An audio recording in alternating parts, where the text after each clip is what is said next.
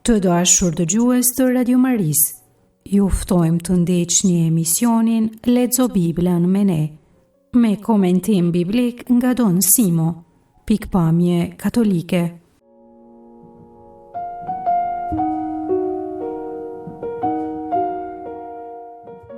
Fillojmë sot me leximin e librit të parë të mbretënve.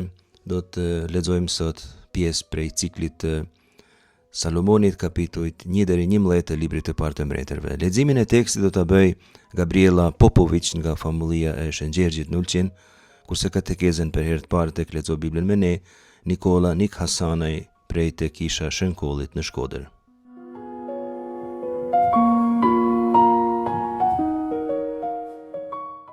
Para se të fillojmë të lexojmë pjesë prej këtij librit parë të mbretërve, të bëjmë një hyrje të shkurtë, sikur se bëjmë zakonisht në secilin prej librave që fillojmë. Edhe dy librat e mbretërve janë pjesë në vijim rishonim sipas kanonit hebraik të shkrimeve të profetëve të hershëm, bashkë me Josuehun, librin e gjyqtarëve dhe librat e parë dhe dytë të Samuelit. Në hebraisht, ky libër quhet Sefer Melachim, libri i mbretërve, dhe është ndarë në dy libra sikurse libri i parë i dytë i Samuelit. Si te rasti i librit parë dhe dytë të Samuelit, ndarja në dy libra është vepër e përkthimit grek të 70-ve, e cila i quhen Basileion Gamma dhe Basileion Delta, libri i mbretërve C dhe D. Ashtu i kishim quajtur ne. Basileion Alfa dhe Beta janë librat e parë dhe dytë të Samuelit sipas të 70-ve, kurse përkthimi latin i shënjeronimit ndjek emërtimin e të 70-ve. Emri libër i mbretërve pasqyron temën kryesore narrative, historinë e mbretërisë izraelite nga koha e Salomonit deri te rënia e Samaris, viti 722 para Krishtit dhe rënjes së Jerusalemit 587 para Krishtit. Por duhet ta kuptojmë mirë dhe ta themi qysh në fillim, libri nuk është kronik mbretërore, nuk është libër historik, por është teologji që fshehet pas historive që tregohen. Lexuesi duhet të mësoj për Zotin kur lexon këto libra, jo të mësoj histori. Tjetër premisë e nevojshme është kjo. Forma e interpretimit të teologjisë është leximi historisë me baza profetike. Kriteri bazë teologjik është tema beslidhjes. Fjalën beslidhje do ta përmendim shpesh tek këto dy libra. Çështja e autorësisë dhe datimit të librit parë të mbretërve është e lidhur sidomos me të ashtu quajturën histori deuteronomistike. Në fakt, dy librat të mbretërve është përfundimi i kësaj historie deuteronomistike, është pikarritja e saj. Për këtë arsye, këto dy libra përfundimtar të këtij cikli kanë edhe rëndësi të veçantë. Qëllimi teologjik që kishin këta autorë është të shpjegonin pse Izraeli dhe Juda ranë në pushtetin e perandorive të huaja. Një karakteristikë e këtyre librave është se shpesh përmenden të ashtu quajturat burime arkivore mbretërore. Përmendet shpesh libri i akteve të Salomonit dhe libri i kronikave të mbretërve. Kjo tregon se autorët kanë pas një farë qasje në dokumenta zyrtar të oborrit mbretëror. Ishin ndoshta regjistrime vjetore të ngjarjeve, të ndërtimeve, të luftrave, të raporteve me shtete tjera ose gjëra tjera. Pra, Sefer Divrei Hayamim le Malkei Izrael, në hebraisht është libri i kronikave të mbretërve të Izraelit. Ky formulim përmendet rreth 17 herë si formule mbylljes për mbretërit e mbretërisë veriore. Për shembull, te libri i parë i mbretërve kapitulli 14 rreshti 19, kapitulli 15 rreshti 31, 16:5 e tjera, pra janë 17 raste, si edhe Sefer Divrei Hayamim le Malkei Yehuda në hebraisht, libri i kronikave të mbretërve të Judës. Ky përmendet rreth 15 herë si formulë analoge për mbretërit e Judës. Shembull te libri i parë i mbretërve, kapitulli 14 rreshti 29, 15:7 e tjera. Është pra fjala për histori mbretërish që ka bazën në arkive zyrtare të mbretërive të kohës. Brenda kësaj historie mbretërish gjejmë dy cikle specifike që dallohen prej materialit tjetër në tekst. Është cikli i Elis, Eliahu në hebraisht, pra të libri i parë i mbretërve kapitullit 17 deri në 19 dhe kapitulli 21, gjithashtu edhe te libri i dytë i mbretërve, kapitulli 1 deri në 2, dhe cikli i Elizeut, Elisha në hebraisht, e gjejmë te libri i parë i mbretërve, kapitulli 19 rreshtat 19 deri në 21, si edhe te libri i dytë i mbretërve, kapitulli 2 deri në 13. Cikli i Elis është blok narrativ me karakteristika edhe stilistike edhe teologjike specifike në krahasim me pjesën tjetër. sidomos kur ishte fjala me vendosmërinë e tekstit për të luftuar hyjnin e Baalit. Ngjashëm me ciklin e Elisë dhe cikli i Elizeut është i veçantë. Në krahasim me Elin, që është luftar kundër hyjnive pagane, cikli i Elizeut thekson posaçërisht mrekulli që bën Zoti në bashkësinë e udhëhequr prej profetit. Cikli i Elizeut konsiderohet shpesh si një përgatitje narrative edhe teologjike për leximin e librave të profetëve. Duke pas parasysh se këto dy cikle të Elisë dhe të Elizeut pra janë kaq të veçanta, disa autorë kanë propozuar hipoteza sipas të cilave këto dy cikle kanë prejardhje të dallueshme në krahasim me ato që ndoshta bazohen në analet mretrore. Së fundi, autorët dallojnë edhe një shtresë tjetër letrare tek libri i parë i mbretërve. Këtë shtresë ata e quajnë tradita e tempullit. Kapitulli 6 deri në 8 të librit të parë të mbretërve, këto 3 kapituj ruajnë material të detajuar me përshkrime të ndërtimit të tempullit dhe të liturgjisë së shugurimit të tij. Strukturën e librit e ndajmë në disa bloqe. Bloku i parë është bloku i lidhur me Salomonin që do ta konsiderojmë sot. Ky shtrihet prej intronizimit të tij deri te vdekja e tij. Përshkruan luftën për trashëgimi, vazhdon me madhështinë e mbretërisë së tij, me mençurinë e tij të madhe, me administratën e madhe, me ndërtimin e tempullit edhe ky madhështor, shugurimin e tempullit dhe lutjen e Salomonit, edhe këto nëse lexoni të treguara me madhështi të veçantë. Atëherë te kapitulli 9 gjejmë theksin e temës së beslidhjes, lavdinë ndërkombëtare dhe kjo shumë e madhe që kulminon me vizitën e mbretëreshës së Sabës te kapitulli 10 dhe në fund kapitulli 11 përshkruan rënien e menjëhershme të tij, si dhe të mbretërisë së tij të shkaktuar mbi të gjitha prej jetesës së shthurur dhe krejt të larguar prej temës së beslidhjes. Martesat e shumta, apostazia, e përsërisim me fjalën apostazinë kuptojmë ushtrimin e kultit të zotave të huaj dhe mëkate tjera që bën Salomoni, sjellin gjykimin hyjnor dhe problemet politike që lindin edhe paralajmërimi i shkatrimit të mbretërisë së tij, i cili do të vijë krejt pas vdekjes së tij, janë të gjitha shkaqe të mëkatit të tij. Bloku i dytë, kapitulli 12 deri në 16 tregojnë si ndodh ndarja e mbretërisë, do të themi diçka në këtë temë herën e ardhshme. Kapitulli 12 përshkruan mëkatin e madh, vendosjen e viçave të artë në Betel dhe në Dan nga Jeroboami, do ta shohim herën e ardhshme. Bloku i tretë ka përmbajtjet përgjithsisht profetike, kapitujt 17 deri në 22, pra dominohet nga dy figura, nga mbreti Ahav dhe profeti Elia. Libri mbyllet me vdekjen e Ahav në kapitullin 22. Disa elemente teologjike të librit të parë të mbretërve, shumë shkurtimisht. Së pari kemi teologjinë e tempullit, si vendit të vetëm të kultit në Izrael. Pra në Izrael vetëm në tempull mund të ushtrohet kulti. Tempulli konsiderohet si shtëpia e emrit të Zotit, Shem Adonai. Zoti nuk banon në tempull, por emri i tij. E lexojmë këtë për shembull te libri i parë i mbretërve, kapitulli 8, rreshtat 27 deri në 30. Zoti nuk kufisohet në hapësirë, kurse tempulli është vendi ku thirret emri i tij dhe ku i drejtohet lutja. E dyta kemi temën e beslidhjes së Davidit, që Zoti ka lidh me Davidin te kapitulli 7 i librit të 2 të Samuelit që kemi lexuar. Kjo është esenciale për autorin deuteronomistik. Mëkatet e mbretërve meritojnë gjykim, por për hir të Davidit Zoti i fal mbretërit. Nuk e shkatron mbretërinë e Izraelit krejtësisht as përgjithmonë. E treta, profecia është në kontroll të mbretërisë. Përmenden këtu disa profet: Ahia, profeti anonim te kapitulli 13, profeti anonim i Ahavit, kapitulli 20, Mikea, biri Imla dhe Ahavi, kapitulli 22, atëherë Elia e tjerë. Profeti nuk është funksionari i mbretit, por krejt i pavarur dhe Zoti flet nëpërmjet tij. Të përmendim së fundi mençurinë e Salomonit që duhet të konsiderohet si kategori teologjike. Fjala teknike kur flasim për mençurinë ose për urtin është hochma në hebraisht, që është dhuratë specifike që jepet mbretit. Mund të shikoni libri i parë i mbretërve kapitulli 3, rreshtat 5 deri në 14, kapitulli 4, rreshtat 29 deri në 34, si edhe kapitulli 10, rreshtat 1 deri në 13, rasti i vizitës së mbretëreshës së Sabës. Kjo urti është njohje e drejtësisë, është aftësia e dallimit të së vërtetës, dhe në këtë formë, përmes njohjes dhe drejtësisë, të kërkohet dhe të kryhet vullneti i Zotit. Por sado që ishte i mençur Salomoni bën apostazi, gabon shumë, sidomos në pleqërinë e tij. Ky është një mësim, e kot është dija, e kot është drejtësia, nëse njeriu nuk e ka frikën e Zotit, që është dhuratë e veçantë e fesë. Vetëm dhurata e frikës së Zotit ndihmon të qëndrohet besnik.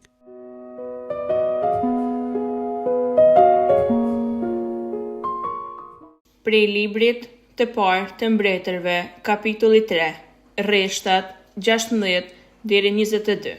Pastaj erdhen 2 lavire dhe qëndruan para tij. Njëra prej tyre tha: "Me leje, im zot, unë e kjo grua jetonim në të njëjtën shtëpi. Mua më lindi fëmia pranë saj në shtëpi. Të tretën ditë, pasi më lindi fëmia, lindi dhe kjo. Ishim së bashku dhe askush tjetër nuk ishte me ne në dhomë, përveç ne të dyjave. Një natë, kësaj i vdiq fëmia, sepse kishte rënë mbi të derisa po flinte. Kjo u çua në pellë të natës, pa zhurmë, e mori djalin tim nga xhiri im, i shërbëtores sate ndërsa isha fjetur dhe e uri pranë vetes. Kurse djalin e vet që kishte vdekur, e vendosi në xhirin tim. Kur u ngrita në mëngjes për t'i dhënë fëmijës zi, parq se ishte i vdekur. Por kur e shikova me kujdes, në dritë të qartë, parë se si ishte fëmia që kisha lindur unë. Gruaja tjetër u përgjigj: "S'është e vërtetë. Djali im është gjallë, kurse djali yt ka vdekur." Kurse ajo tjetra thoshte: "Po gënjen. Djali yt ka vdekur, kurse imi është gjallë." Dhe kështu grindeshin para mbretit.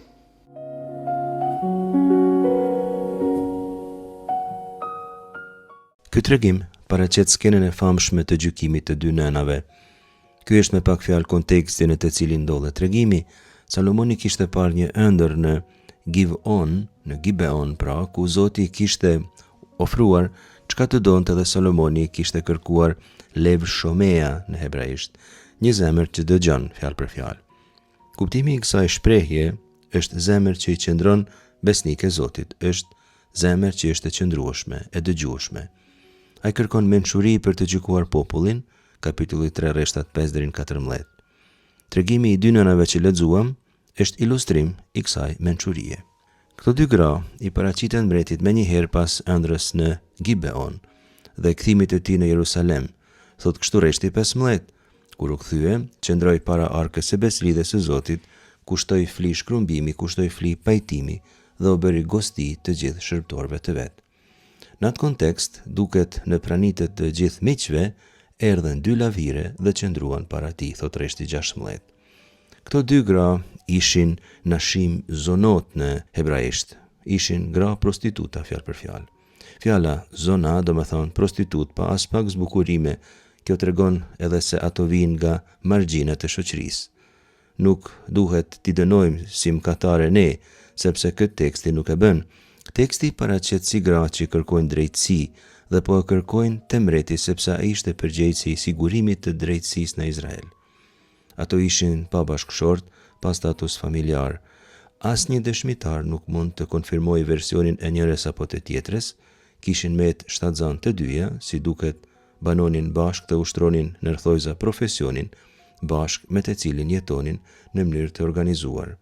Ne patjetër se e dënojmë sot këtë praktikë dhe theksojmë nuk është e pranueshme jetesa prej praktikës së tillë, por unë dëshiroj këtu të vënë pasi teksti biblik nuk i quan zonot për të gjykuar, por për të treguar se ato kërkojnë vetë që të bëhet gjykim në rastin e tyre.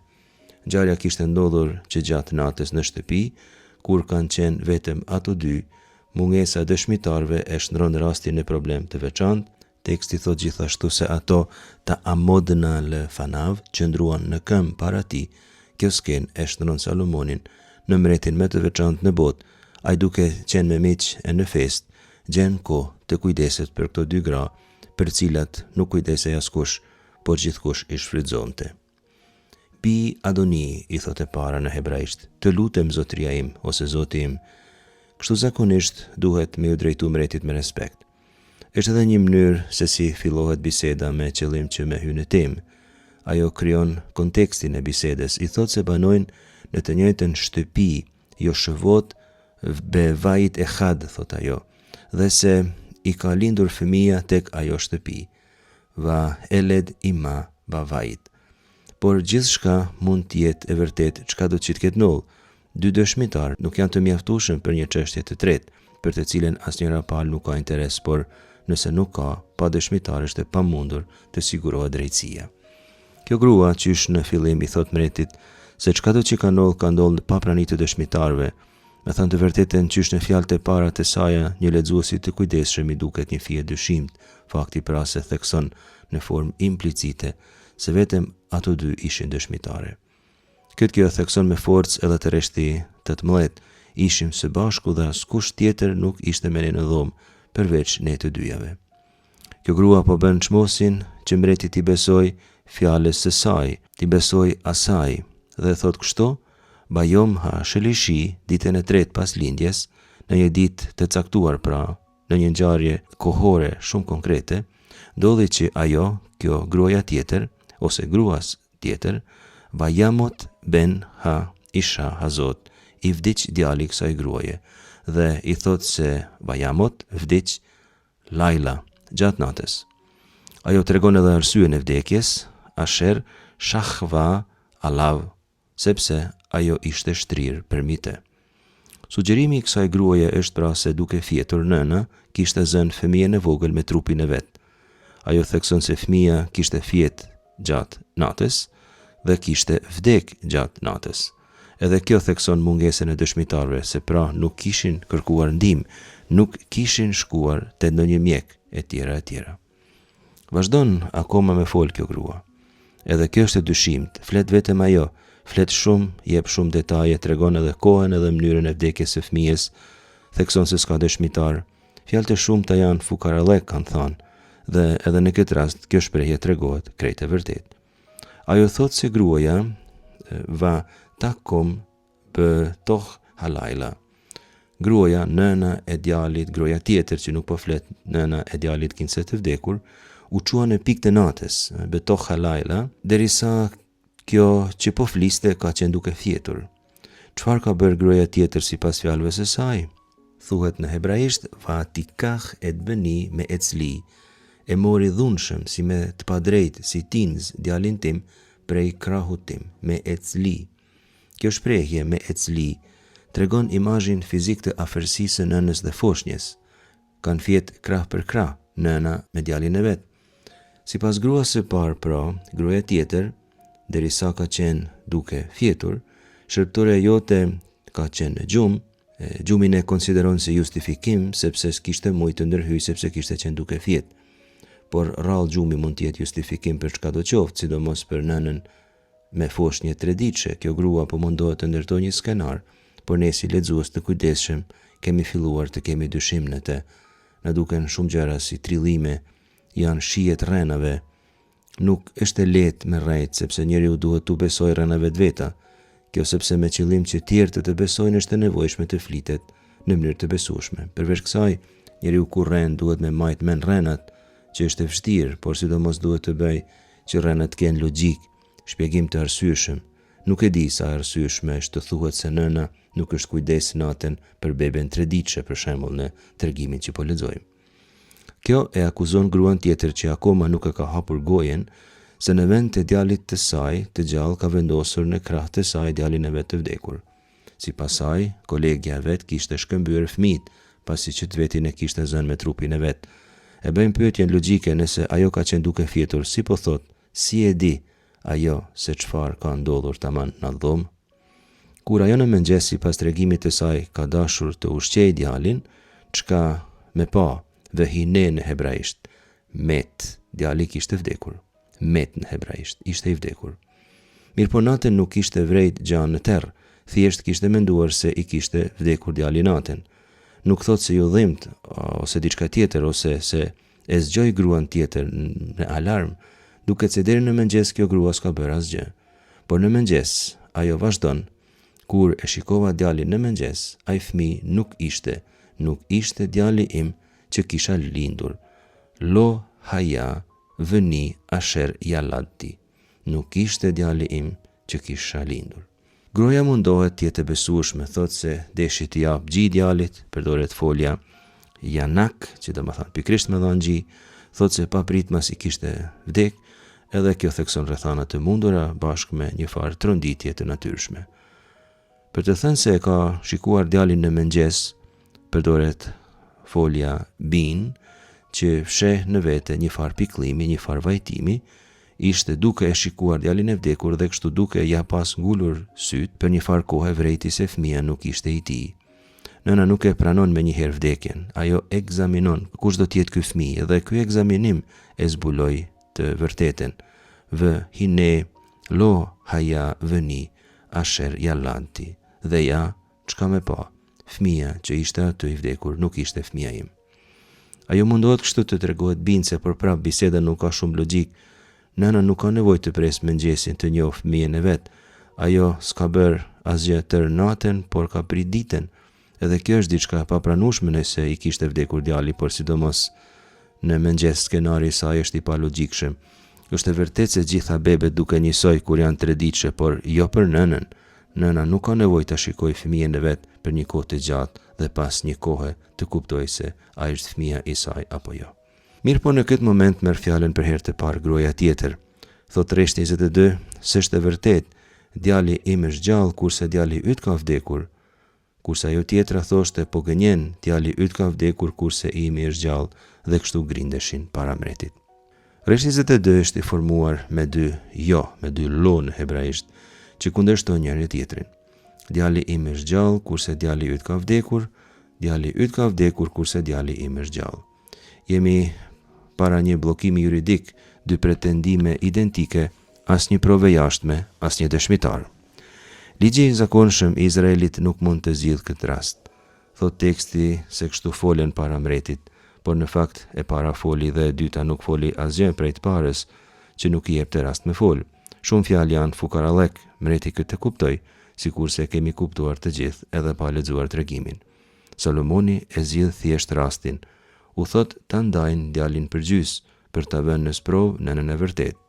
Ta lexojmë tekstin. Atëherë mreti tha, po lexojmë prej rreshti 23 deri te rreshti 27. Kjo po thot, djali im është gjallë e djali yt ka vdekur, kurse kjo tjetra po përgjigjet, jo por djali yt ka vdekur e biri im është gjallë. Ma bini i shpaten. Kur e prun shpaten para mretit, ndajeni, tha, foshnjën e gjallë në 2 pjesë, dhe jepjani gjysmën njërës e gjysmën tjetrës. Por se gruaja djalit të cilës ishte gjallë, sepse e therin zemër për djalin e vet, i tha mretit, po t'lutem zotri, jepjani asaj foshnjën e gjallë dhe mos e vrisni. Përkundrazi, ajo tjetra thoshte as mua as kësaj, le të ndahet. Atëherë mreti u përgjigj e tha, jepjani kësaj foshnjën e gjallë e mos të vritet, kjo është nëna e saj. Tani tregimi nuk thot a ishte nëna e para apo e dyta, por logjika e nisur prej bisedave një fije të palogjikshme të parës tregon se nëna duhet të ketë qenë e dyta. Por duhet thënë edhe se qëllimi i këtij tregimi nuk është të përcaktoj identitetin e nënës së vërtet, por urtinë e Salomonit, që identifikon nënën e vërtet, atë që tregon dashuri për djalin edhe me kusht që ta humb atë.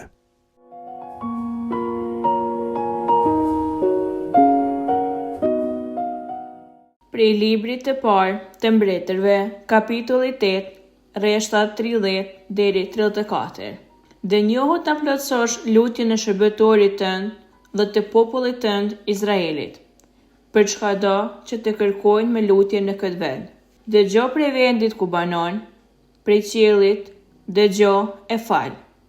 E në rast se ndokush ka mëkatuar kundër të afërmit të vet, e nëse i vihet beja me mallkim, e nëse vjen për t'u betuar para iterit tënd në këtë shtëpi, dëgjo prej qiellit, ndërhyr e ndaj drejtësi ndërmjet shërbëtorëve të tu. Dënoje të mbrashtin, kështu që sjellja tij e keqe të bjerë mbi kokën e tij, kurse shpallat e pafajshëm të pafajshmi dhe shpërbleje sipas drejtësisë së tij. E kur Izraeli, populli yt, do të jetë mundur prej armikut, sepse do të ketë mëkatuar kundër teje, në qoftë se kthehen nga ti, në qoftë se jep lavdi emrit tënd, nëse të lutet e kërkon ndihmën tënde në këtë shtëpi, ti vështroje prej qiellit. Fale mëkatin e popullit tënd Izraelit, e ktheje në vendin që o ke ulluruar etërve të tyre.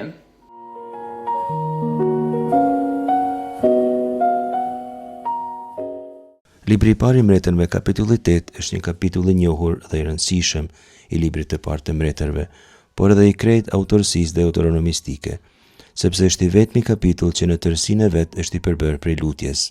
Është pjesë e lutjes së kushtimit të tempullit të Jerusalemit. Libri i parë i mbretërve kapitulli 8, rreshtat 22 deri në 53, është një prej lutjeve më të elaboruara dhe mirë të menduara të krejt besëridhjes së vjetër.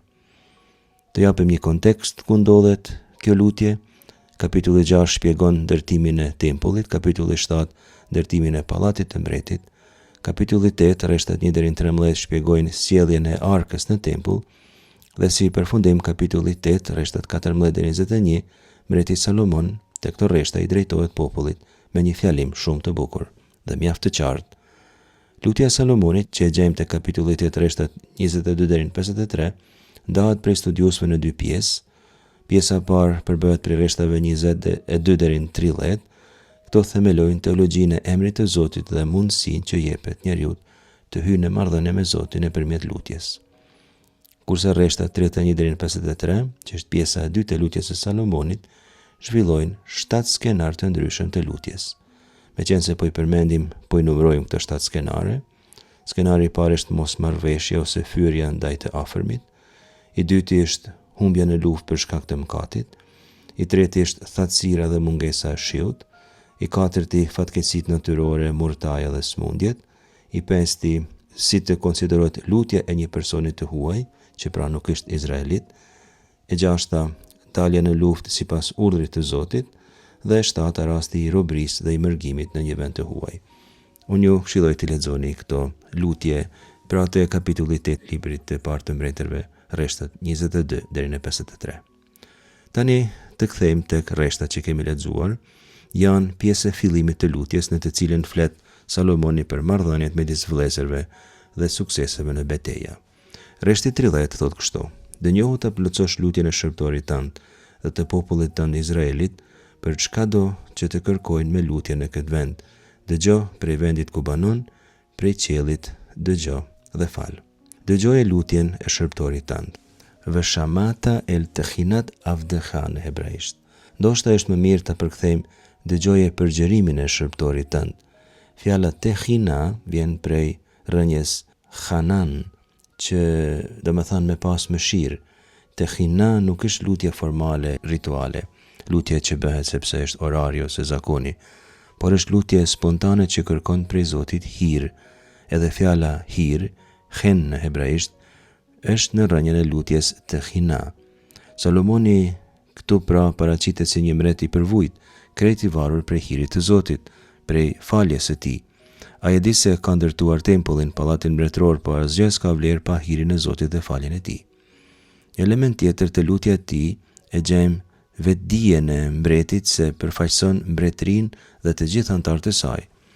Ai lut që Zoti të pranojë lutjen e shërptorit tënd, duke nënkuptuar këto vet atë dhe të popullit tënd Izraelit. Avdha ve amha Izrael në hebraisht. Është lutja e njërit që përfaqëson krejt bashkësinë. Ta themi ndryshe, bashkësia bën të veten lutjen e njërit. Si në meshën shenjte, që është njëherë fli e priftit dhe e bashkësisë. Prifti i thot lutjet, por në rastin që populli të thoj amen, ai bën të vetat lutjet e priftit. Në vazhdimin e lutjes gjejmë një element të rëndësishëm teologjik. Në formën e teologjisë deuteronomistike, populli lutet prej këtij vendi, prej tempulli, sepse tempulli është ndërtuar për atë qëllim, si vend lutje, por Zoti dëgjon prej një vendi tjetër, prej qiellit. Ti dëgjoj prej vendit të banimit tënd, prej qiellit. Zoti sipas teologjisë deuteronomistike banon në qiell. Autori deuteronomistik dëshiron me çdo kusht të evitojë që Zoti të kufizohet brenda cilës do strukturë kultuale. Askush s'mund të privatizoj Zotin. Askush s'mund të pretendoj marrëdhënie të privilegjuar me Zotin në krahasim me njerëz tjerë. Lutja e fundit në këtë rresht hyrës është kjo: Veshamata vesalahta, kur ta dëgjosh, fal.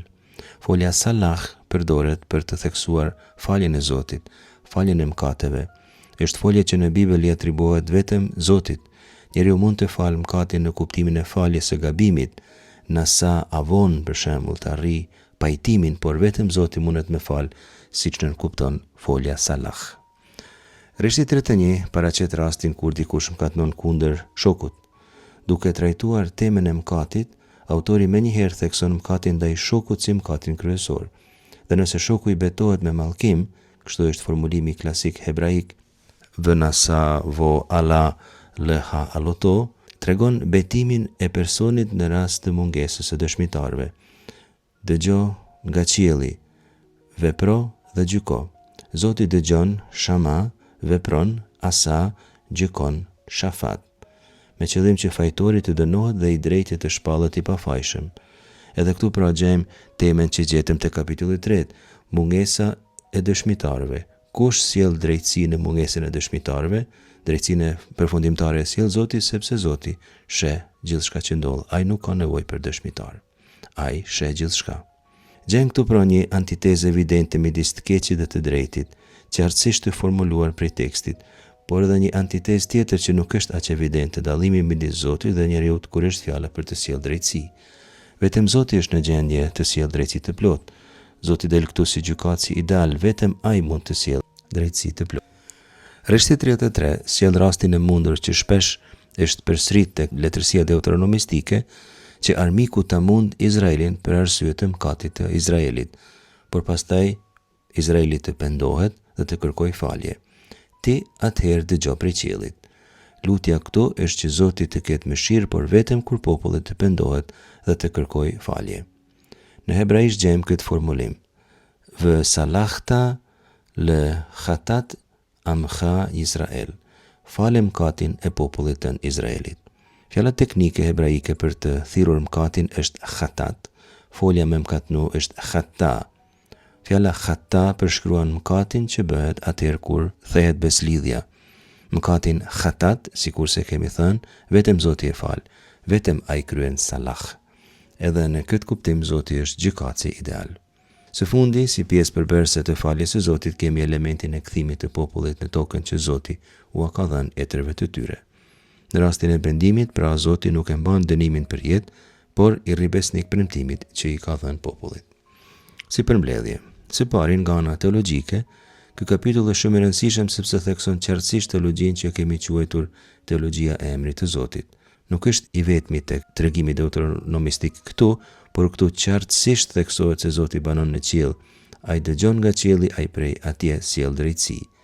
Kjo nuk thekson distancë të njeriu prej tij, distancë asisoj që njeriu të mos jetë në gjendje të hyjë në raport me të. Përkundrazi, kjo thekson se njeriu sado që të mundohet, nuk mund ta manipulojë Zotin, nuk mund të pretendojë se ka me Zotin marrëdhënie të privilegjuar në krahasim me njerëz tjerë. Përfshihet në këtë grup edhe mreti. Zoti është në të njëjtën kohë i pranishëm, por edhe në distancë. Ai i afrohet njeriu me mirësinë e tij kur ky pendohet dhe i lutet, por jo asesi pse e meriton ose pse trajton të njërin prej njerëzve në mënyrë më të privilegjuar se ndonjë tjetër. Kështu do ta interpretojmë edhe thënien Ati ynë që je në qiell, që na mëson Jezusi tek lutja Ati ynë. Zoti është në qiell, kjo nuk do të thotë se Zoti nuk është në tokë, por Zoti që është në qiell prej atje sheh, gjykon dhe me dashurinë e tij bekon njeriu. Së dyti e përsërisim edhe një herë. Këto rreshta paraqesin skemën pendim, falje dhe rifillim i marrëdhënies. Është skemë karakteristike e letërsisë deuteronomistike. Këtë skeme kemi parë sa herë tashmë tek këto tekste që kemi lexuar tek Lexo Biblën me ne. Pranimi i Zotit pra nuk është automatik, varet nga kthimi i vërtet i zemrës dhe tek falja e Zotit.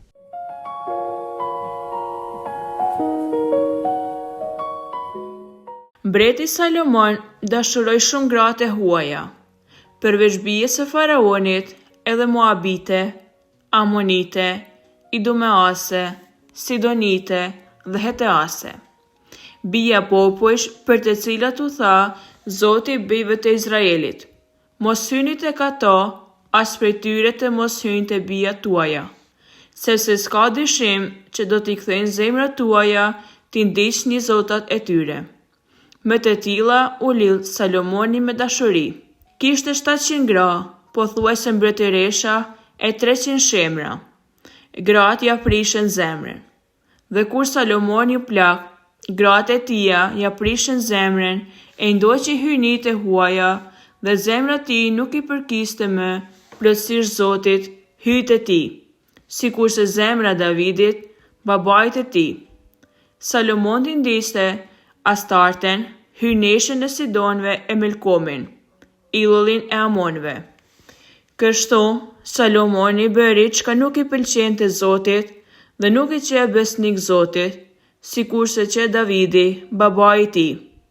Atëherë, Salomoni ndërtoi një lartësi Kamosit, illit të Moabitëve, në malin që është përballë Jeruzalemit, dhe Melkomit, illit të bijve të Amonit. Kështu bëri dhe për të gjitha gratë e veta të huaja, të cilat u kushtonin kem dhe fli hyjnive të veta.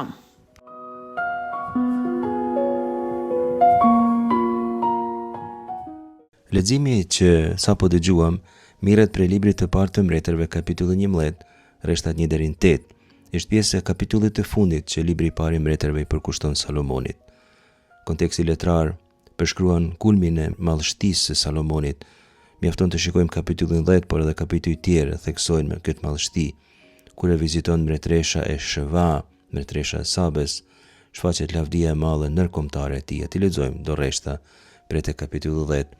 Lexojmë rreshtat prej 2 deri në 7.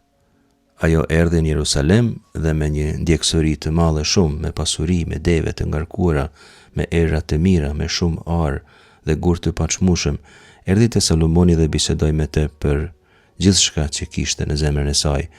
Salomoni u përgjigj të gjitha pyetjeve, s'qe asnjë çështje aq e panjohur për të, sa të mos dinte të jepte përgjigje.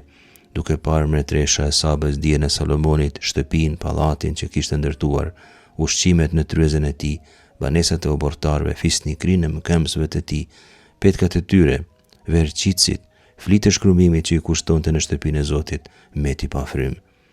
Ajo i tha mbretit, pas kanë qenë të vërteta fjalë që i kam dëgjuar të fliteshin në vendin tim për ty e për dijen tënde. Unë nuk u besoja atyre që më tregonin deri tani që erdha e pash me sytë e mi, dhe po shose as gjysmen s'mik pas kanë pas treguar. Qenë ka më e madhe dija jote edhe pasuria se sa kam dëgjuar unë. Lexojmë edhe disa elemente tjera madhështie tek rreshtat 12 deri në 18. Me dru rëshinore mbreti punoi parmakt për shtëpinë e Zotit, për pallatin mbretëror, si dhe lira e cetra për këngëtar.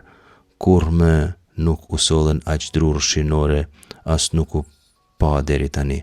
Mbreti Salomoni i dha mbretëreshës së Sabes sa dëshironte dhe kishte kërkuar, përveç sa i kishte dhënë si dhuratë mbretërore. Atëra ajo u kthye e shkoi në vendin e vet bashkë me shërbëtorët e vet. Pesha e arit që i vinte çdo vit Salomonit ishte 666 talenta ari, pa llogaritur sa i vinte nga taksat e nënshtetasve, nga shitjet e tregtarëve, nga mbretërit arabistë dhe nga prisit e vendit. Mbreti Salomon punoi 200 shqyta ari të kulluar, për secilin shqyt i shkonte nga 600 cikla ar. Punoi edhe 300 shqyta të vegjël ari të kulluar, për secilin prej tyre duheshin 3 mina ar. Këta shqyta mbreti i vendosi në pallatin e quajtur Pylli i Libanit. Mbreti Salomon punoi edhe një front të madh fildishi dhe e veshi me ar të pastër, etj. Ky mbret në kulmin e pushtetit të tij, pra, duket të ishte tërhequr prej egzuberancës, prej luksit të tepruar. Kapitulli 11, prej të cilit lexuam, bie në kontrast me kapitullin 10. Këtu mbreti vazhdon me egzuberancë, por në thyrjen e beslidhjes. Ai e thën beslidhjen në mënyrë egzuberante, tepron në thyrjen e beslidhjes. Shumë është rritur Salomoni në luks, por sa më shumë që është rritur njeriu nëse rrezohet, aq më shumë vritet. Zoti ishte shfaqur Salomoni 2 herë, të parën herë kemi parë tek kapitulli 3 rreshtat 5 deri në 14, kurse dytën herë është shfaqur tek kapitulli 9 rreshtat 1 deri në 9. Të dyja herë i ka thënë mos të shkoj pa zotave tjerë, sikurse ta kishte ditur se mbreti do të shkonte. Tregon rreshti i parë i kapitullit 11 se mbreti Salomon, Ahav, Nashim, Nohriot, Rabot, deshi shumë gratë e huaja. Folja Ahav, që do të thonë me dasht, këtu është e rëndësishme. Këtë fjalë kemi takuar edhe herë tjera, pra folja Ahav do të thonë me dasht, por Levitiku 19:18 thotë se duhet me dasht të afërmin por si vetveten, ose ligji për trirë kapitulli 6 rreshti 5 thotë se duhet me dash Zotin me gjithë zemër, me gjithë shpirt, me gjithë fuqinë tënde. Lajmi se Salomoni deshi shumë gratë e huaja është i pabesueshëm dhe mjaft grotesk, është thellësisht qesharak dhe i dënueshëm. Jepet përshtypja se mbreti nuk është krejt mirë me mend dhe në fakt një ide të tillë e jep edhe vetë teksti, thot reshti 4 se kjo i ndodh kur plaket. Paraqiten këto tendencat e tija si fiksime të pleqërisë. Lajmi se deshi shumë gra të huaja është i pabesueshëm. Ligji për Trir kapitulli 17, rreshti 17 parasheh kështu: të mos ketë shumë gra, që të mos e lëshoj rrugën zemra e tij, është fjala për mbretin, po ashtu të mos ketë as argjend për së tepërmi, rregullore që Salomoni i injoron krejtësisht. Fakti se ai deshti vajzën e faraonit, Bat Paro, edhe nuk është problematik sepse ajo ishte një martesë diplomatike deri diku e pranueshme. Ishte një ajo gru, nuk ishte shumë. Këto tjerat janë shumë dhe janë prej Kamos, Moabite, Amonite, Edomite, Sidonite, Hitite. Sipas Zanafila kapitulli 19, rreshtat 37-38, Moabi dhe Amoni janë pasardhës të Lotit. Edom është pasardhësi i Ezaut. Sidon dhe Het janë popullatët e Kanaanit. Ligji për Trir kapitulli 3, rreshtat 3-4 parashet që po lexojmë: mos lidh me ta martesë, vajzë tënden mos u jep bijve të tyre dhe vajzë të tyre mos merr për djalin tënd, sepse ajo do ta ngashnjej djalin tënd të mos më ndjek mua, por të shërbej hyjnive të huaja, e atëherë do të ndizet flak zemrimi i Zotit kundër jush dhe shpejt do të qes fare. Edhe këtë rregullore Salomoni e injoroi krejtësisht, pikrisht me ato gra që Zoti ka thënë mos me u lidh martesë, Bahem, Davak, Shlomo, Lë Ahava. Pikrisht me to u bashkua Salomoni në dashuri. Folja Davak do më thonë me u bashku, me u kap, me u ngjit, e kemi takuar edhe herëve tjera, kemi lexuar për shembull tek Zanafila 2:24, ku thot për këtë arsye njeriu do ta lërë të atin dhe të emën e vet dhe do të jetojë bashkë me gruan e vet dhe do të bëhen një trup i vetëm. Këtu përdoret folja Davak. Burri bashkohet me gruan e vet. Edhe te ligji për Trir kapitulli 10 rreshti 20 lexojmë: druje Zotin hyjin tënë dhe ati shërbej, qëndroj besnik dhe në emrin e tij përbetohu. Edhe këtu përdoret folja Davak, me u bashku me Zotin. Salomoni njitet, sikur se thot Zoti, por jo për Zotin, jo siç e ka par ai, por për një numër shumë të madh grash të huaja, 700 princesha dhe 300 konkubina. Këto numra janë patjetër hiperbole, janë simbolet e tepriles absolute. Këto ja kanë kthyer zemrën në drejtim të gabuar. Zemra, lev në hebraisht, e kemi thënë, është fjala që përshkruan orientimin moral dhe teologjik të njeriut. Davidi kishte qenë njeri sipas zemrës së Zotit, libri i parë i Samuelit kapitulli 13, rreshti 14, kurse këtu Salomoni përshkruhet si mbret sipas zemrave të zotave të grave të tija. Këtë thekson rreshti 4 se Salomoni nuk ka krahasim me Davidin. Rreshti 5 thekson devijimet tjera të Salomonit. Salomoni shkoi pas Ashtarte dhe perëndeshës së Sidonitëve dhe Milkomit, idhullit të neveritshëm të Amonitëve. Ecje pas hyjnive tjera tek letërsia deuteronomistike është shenjë e apostazisë, e thyerjes së urdhrimit të parë. Kjo shprehje frazeologjike, Vajelech Ahare, eci pas Elohim Acherim, zotave tjerë dënohet tek ligji për Trir, për shembull kapitulli 4 rreshti 3, 6, 14, 8, 19 e tjerë. Tani ne nuk po shpjegojmë kush ishin këto hyjni Ashtarte dhe Milkom, sepse i kemi shpjeguar herë tjera, por fakti është se Salomoni bëri të keqen në sytë e Zotit dhe nuk ndoqi plotësisht Zotin sikurse Davidi baba i tij. Davidi ishte larguar shumë herë nga beslidhja, kemi thënë, por ishte penduar gjithmonë. Salomoni nuk pendohet asnjëherë. Rreshtat 7-8 tregojnë se në malin përballë Jerusalemit Salomoni ndërtoi shenjtrore këtyre zotave pagan. Ai që kishte ndërtuar tempullin tani ndërton shenjtrore konkurrente të tempullit. Theksi se këtu bëri për të bërë gratë huaja, edhe pse bëri për të gjitha gratë huaja, tregon se Salomoni në pleqëri sistematizoi adhurimin e hyjnive të huaja si politikë mbretërore. Tani ai personifikon mbretërinë, por në një kuptim shumë negativ. Këtu mkati arrin kulmin e vet. Këtu Zoti vendos ta dënoi Izraelin. Dënimi konsiston në ndarjen në dy të mbretërisë, në ndarjen përgjys, në mbretërinë e veriut dhe në mbretërinë e jugut. Por për këtë do të flasim me gjatë herën e ardhshme. Çfarë ka ndodhur me Salomonin në pleqërinë e tij? Së pari nuk ka urti pa hirin e Zotit, pa frikën e Zotit. E kemi thënë dhe e përsërisim. Ai ishte lutur për lev shomea, për një zemër që dëgjon, po njeriu mund të ndërtoj tempuj, të gjykoj çështje të ndërlikuara, të organizoj suksesshëm mbretëri të mëdha e organizime diplomatike, por frika e Zotit është fillimi i urtisë, e kemi thënë. Shumë kot është njeriu i aftë nëse nuk e ka frikën e Zotit. Dhe me këtë term frikë e Zotit, me këtë shprehje ne kuptojmë besimin e thellë e të plotë në Zotin. Besimin sa më të pastër në Zotin. Së dyti, gabimin e Salomonit do ta bëjnë shumica e mbretërve të Izraelit, do ta shohim. Të gjithë do të bëjnë apostazi dhe gati të gjithë, duke u larguar progresivisht prej Zotit, ecin pas zotave tjerë, sidomos pas idhujve. Do të kthejmë te kjo temë edhe herëve tjera. Së treti, zemra është vendi i vendimeve për Zotin. Kjo ka një domethënie të rëndësishme teologjike. Tek libri i parë i mbretërve, kapitulli 11, emri zemër përmendet 4 herë. Tek kreshti 2, i 3, i 4 dhe i 9. Zemra e Salomonit fillimisht i ka përka Zotit, pastaj hynive të grave të tija. Duhet të kemi kujdes sepse e di mirë prej përvojës son personale se zemra jon nuk është gjithmonë e qëndrueshme, bile mund të themi ndoshta se zemra jon nuk është as pak e qëndrueshme dhe mund të bëhet e qëndrueshme vetëm me ndihmën e Zotit, vetëm nëse ajo mbushet me urtinë e tij, vetëm nëse jemi plot me frikën e tij.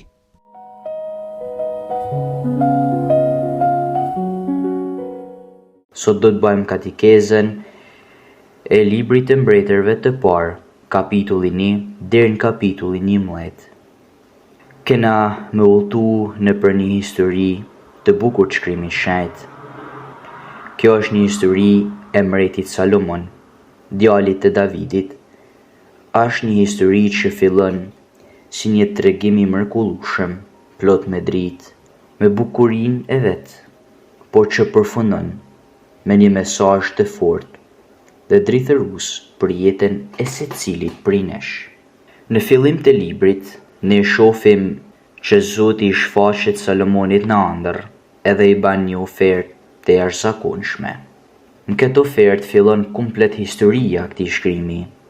Edhe Zoti i thot kërko çfarë dëshiron të jap. I ofrohet kjo gjë Salomonit, kjo mundësi. Imagjinoni edhe ne për një moment, sikur Zotit na thot edhe ne çfarë doni me ju dhënë. Një pjesë e njerëzve mund thojnë pasuni, një pjesë e njerëzve shëndet, një pjesë e njerëzve jetë të gjatë, hakmarrje ndaj armiqve e tjerë. Por Salomoni nuk kërkon asgjë prej këtyne, por kërkon diçka shumë më të veçantë. Ai thot Zotit, unë jam një djalosh i ri, edhe nuk di si duhet mbretëruar. Shërbëtori yt është në mes të popullit që ti ke zgjedhur për vete, të popullit të panumërt, që nuk mund të njihet, as nuk mund të numërohet për shkak të mallështisë. Jepi pra shërbëtorit tanë një zemër që të di të mësoj, që të di ta gjykoj popullin tënd, e të di ta dëlloj të mirën prej së keqes. Sepse kush është ai që do të mund ta gjykoj popullin tënd të madh. Zotit i pëlqeu kërkesa e tillë që Salomoni i bëri dhe hyi i tha Salomonit: pasi ti kërkove këtë gjë dhe nuk kërkove për veta si jetë të gjatë as pasunia, si jetën e armiqve, por kërkove urtësinë për të bërë drejtësi, ja po bëj ashtu siç kërkove ti. Shiko, Salomoni prej tana këtyne mundësive që kishte për me marë pasuninë, jetë gjatësinë, hakmarrje ndaj armiqve, famë, ku po diun nga gjanat nga më të ndryshmet, ai kërkon urtinë. Por bashkë me urtinë shohim një vërtet shumë të bukur, që është përvojtnia. Salomoni e pranon që nuk është i aftë për me udhëheq popullin, nuk është i aftë për me gjyku popullin, nuk është i aftë për me kuptu të mirën e të keqen. Të shohim një rol të rëndësishëm shumë të përvojtnisë. Normal, kja kërkesë i pëlqen atë shumë Zotit, sa që ai jo vetëm që i dha urtësi mrapa, por i dhuroi pasuninë, i dhuroi jetëgjatësinë në formë, i dhuroi lavdi, paqe, harmoni, me kalimin e kohës një mretni të madhe të bukur. E në atë moment Salomoni bëhet njeriu më i mëshëm i rruzullit. Atësa tanë mretnit e tokës udhëtonin me mujë për një kohë të gjatë vetëm për më ardh e me një gjuhë urtësinë e tij. Me këtë urtësi të dhurum nga lart, nga hyi, Solomoni merr përsipër veprën më të madhe të jetës së tij, të cilën e gjejmë nga kapitulli 5 deri në kapitullin 8, që është një formë dhe dëshira e mretit David, ndërtimin e tempullit të Jeruzalemit. Ky nuk ishte thjesht një projekt arkitekturor me ar, argjend dhe cedër të Libanit, ishte vetë shtëpia e Tejet të Lartit, vetë shtëpia e hyjit. Në ditën e shugurimit ndodhi diçka madhështore. Një re e dendur që përfaqësonte lavdinë e Zotit mushi tempullin. Në atë moment, Salomoni thot, një lutje të mrekullueshme që na prek edhe sot. Ai thot, a është e mujtun që hyjt banoj me të vërtet mi këtë tokë? Nëse qielli e qiejt e qieve nuk munden me xan, aq ma pak shtëpia që unë të ndërtova. Për ne si katolik kjo lutje ka një kuptim thellë. Zoti që nuk nxehet prej qiejve, zgjollit banoj midis nesh. Dhe sot, përmes pagëzimit, tempulli i vërtet nuk është më prej guri. Jena ne, është trupi jon, edhe vetë Shën Pali të një pjesë e letrave tij thotë që trupi është tempulli i Shpirtit Shenjtë. Pra, këto historia e merr një kthes dhimbshme. Kur mrrim te kapitulli 11, drita fillon të zbahet edhe fillon rënja. Solomoni, njeriu më i mëshëm në botë, ban rënjen ma të marrë një formë. Ai fillon të lidh aleanca politike, martohet me qindra gra të huaja nga popujt pagan, gjatë që Zoti e kishte ndalu rreptësisht. E Bibla shënon një fjali që të thyn zemrën i fije. Kur Salomoni u plak, gratë e tija kthyen zemrën pas perëndive të tjera, dhe zemra e tij nuk ishte më tërësisht me Zotin, hyin e tij. Ai ndërtoi tempullin e mrekullueshëm Zotit. Tani ndërton altar për idhujt pagan, mi kodrat e Jeruzalemit. Ai që bisedonte me Zotin, tani bie në gjojnë para statujave të gurit. Si pasojë e kësaj tradhtie, Zoti njofton se mbretënia e tij e lavdishme do të përqahet. Shpirti i Shenjtë dëshiron të na jap sot përmes kësaj historie një mesazh. Urtësia dhe hiri nuk janë diçka që i zotrojnë një herë për gjithmonë. Që dhe me thanë, shejtnia nuk është një diplom që e merr edhe thjesht e varë në mur dhe tash jam i shenjtë për gjithmonë. Jo, ajo është një marrëdhënie e gjallë dhe e shenjtë. Është një marrëdhënie që ndërtohet çdo ditë me Zotin. Me kalimin e kohës ajo fillon të urrit e me kalimin e kohës fillon e jep fryt. Ne mundena me bë gjëra të mëdha për kishën, mundena me kanë në famulli, mundena mu lut, bukur. Por nëse lejojmë që bota me kompromiset e saja të vogla apo idhujt modern, si puna e lekut, egoizmit, suksesit, pushtetit, me na tërheki fije dhe menjen, zemra jo rrezikon munda. Rrezikojmë fillojmë mirë, por të përfundojmë keq. Edhe kur njeriu ndahet, shkatërrohet, sikurse filloi mu shkatrulle mbretënia Solomonit që Zoti ja kishte dhuru. E që njeriu për me kenë i bashkum do të me kenë me Zotin, do të me kriju një marrëdhënie çdo ditë me te, me kalu çdo moment me te. Pra sot të kuptojmë që pa Zotin njeriu nuk mund me kenë i bashkum. Mundet me përfunu në humnerat më të errta, pavarësisht se ne mund të dina, pavarësisht se ne mund të jena të mëshëm, por prap pa Zotin jena të kotë. Edhe Solomoni kishte mençuri, ishte jaftë, por me kalimin e kohës, dëshirat e botës, mos përvojtnia që kishte në fillim, për me neja të Zoti, mi kërku ndihmë Zotit, me bashkëbisedu me te, me pas një marrëdhënie sinqertë, me hyin, rrezikoj me pas një marrëdhënie me Zotat rrënjshëm, që në fund ne e shiku me mirë se si përfunon Solomoni, fillon e përçat mbretënia e tij, e gjithçka ike përfunon në errësinë. E pra, të munojna që zemra jonë mos tjetë nda me kurrë, me i përkit Zotit, prej ditës tonë, prej në fillimin e ditës tonë, e deri në frymëmarrjen e fundit.